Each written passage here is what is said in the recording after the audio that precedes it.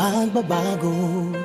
Dahil sa ito ay kinakailangan tayo na magtulong-tulong. Napaunlarin ang mahal nating bayan.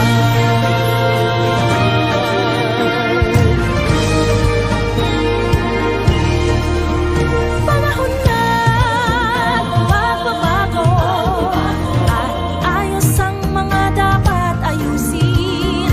Dapat lang maging tungkulin ng bawat mamamayan dito sa atin.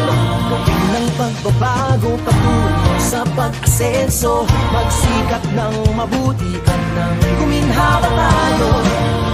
Malaki natin sa mundo at ipamalas ang bagong Pilipino at bagong Pilipinas.